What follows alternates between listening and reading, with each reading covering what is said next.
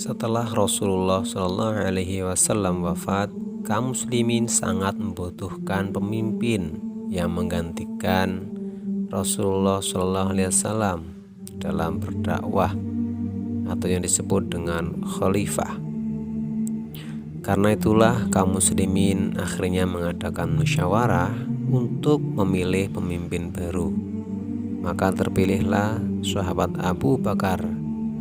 Setelah Abu Bakar, secara berturut-turut umat Islam dipimpin oleh sahabat Umar bin Khattab, kemudian sahabat Utsman bin Affan, dan kemudian sahabat Ali bin Abi Thalib.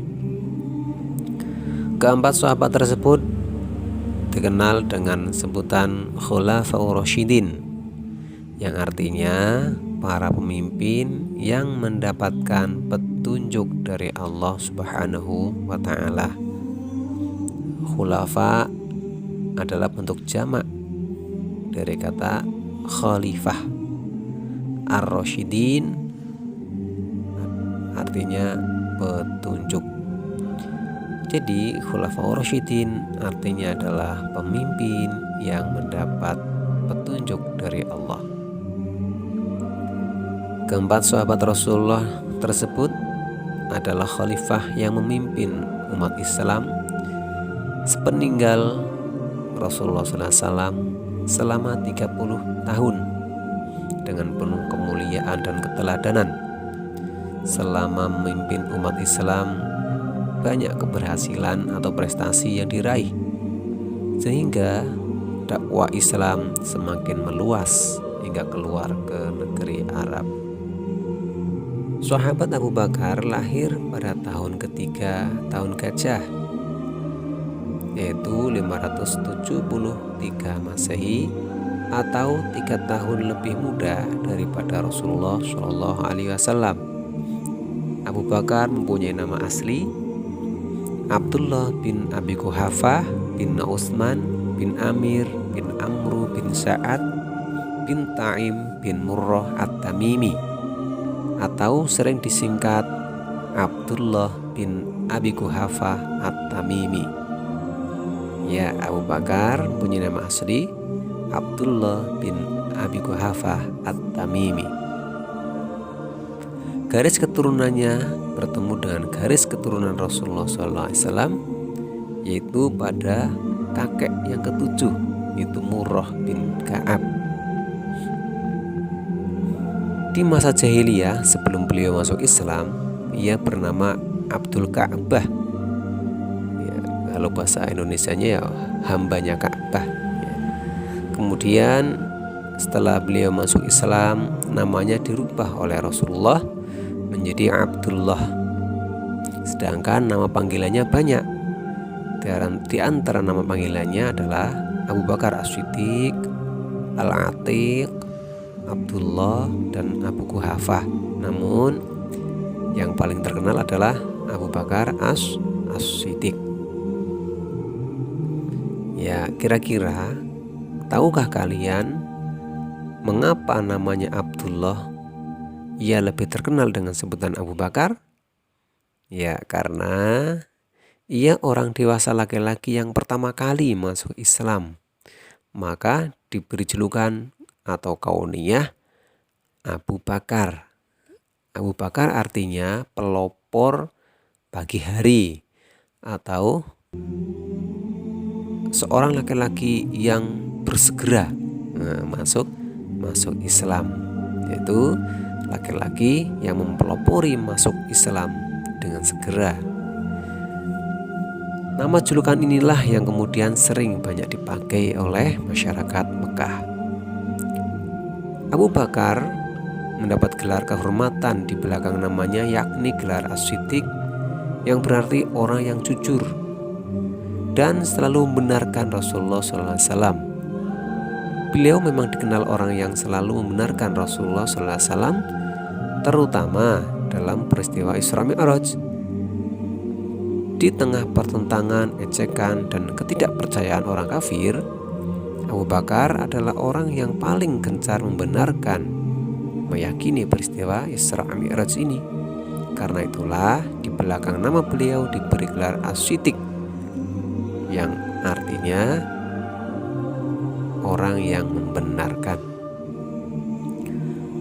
Pada masa jahiliyah, Abu Bakar adalah seorang pedagang yang sukses. Ia banyak melakukan perjalanan dagang dan termasuk orang yang sangat giat dan tekun. Setelah masuk Islam, ia menggunakan hartanya untuk menopang atau membiayai perjuangan Rasulullah SAW dalam berdakwah. Maka beliau terkenal orang yang dermawan. Abu Bakar merupakan orang yang jujur dan baik hati. Ketika Rasulullah SAW mendakwahkan Islam, ia langsung menerima ajaran tersebut dengan penuh keyakinan atau siddiq. Ia sangat mencintai Islam dan berusaha keras untuk menyebarkannya, terutama kepada sahabat-sahabat terdekatnya. Di antara sahabat dekat Abu Bakar yang masuk Islam darinya adalah Utsman bin Affan, Zubair bin Awam, Abdurrahman bin Auf, Sa'ad bin Abi Waqqas, dan Talhah bin Ubaidillah. Abu Bakar juga menyayangi para sahabat lainnya dan rela berkorban demi mereka. Artinya setia kawan ya. Di antaranya dibuktikan dengan kerelaannya memerdekakan Bilal bin Rabah. Pada waktu itu sahabat Bilal yang berstatus budak masuk Islam secara sembunyi-sembunyi. Namun akhirnya pemiliknya, tuannya mengetahui dan menyuruh sahabat Bilal keluar dari Islam. Namun sahabat Bilal menolaknya. Akhirnya Bilal disiksa dengan kejam. Mengetahui hal ini, sahabat Abu Bakar rela mengeluarkan hartanya demi membebaskan Bilal dari statusnya sebagai budak. Sejak saat itu Bilal dibebaskan dan menjadi orang merdeka dengan harta Abu Bakar. Abu Bakar juga sangat santun dan bijaksana. Namun beliau tetap tegas dan teguh memegang prinsip. Para sahabat lain mengagumi dan menghormatinya. Posisinya sebagai bangsawan kaya yang mengayomi para sahabat menjadi penguat sahabat-sahabat lain yang mengalami cercaan, gangguan, dan siksaan kaum kafir Mekah. Abu Bakar adalah sahabat karib Rasulullah SAW yang setia dan mencintai Rasulullah. Begitu setia dan cintanya kepada Rasulullah sehingga ia rela mempertaruhkan harta dan nyawa demi membela Rasulullah. Hal ini dibuktikan saat Allah Subhanahu wa Ta'ala memerintahkan Rasulullah untuk berhijrah. Ia tidak hijrah ke Madinah mengikuti sahabat-sahabat yang lain yang berangkat lebih awal, tetapi ia setia menemani Rasulullah yang berangkat hijrah beberapa waktu kemudian. Di malam keberangkatan hijrah Rasulullah, ia rela mempertahankan nyawa dengan menemani Rasulullah yang akan dibunuh sekelompok kaum kafir Mekah bersenjata. Ia terus saja melakukan perjalanan melewati terjalnya Bukit Tsur untuk menghindari kejaran kaum kafir Mekah. Abu Bakar bersama Rasulullah istirahat sementara di Gua Tsur. Saat kaum kafir sampai di depan Gua Tsur, sahabat Abu Bakar sangat khawatir terhadap keselamatan Rasulullah.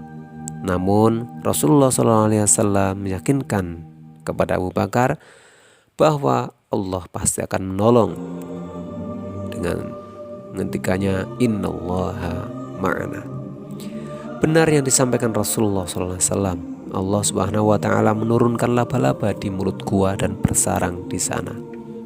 Kaum kafir pun tidak jadi memasuki gua karena menyangka tidak mungkin Rasulullah berada di dalam gua karena di mulut gua terdapat sarang laba-laba.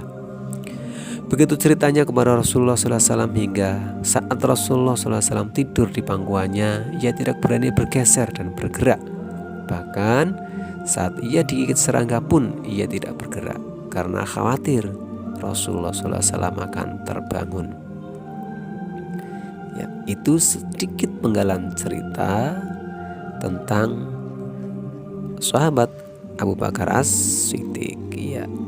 Dan untuk pertemuan yang akan datang kita nanti akan mempelajari bagaimana sahabat Abu Bakar menjadi khalifah dan melanjutkan dakwah Rasulullah Shallallahu Alaihi Wasallam.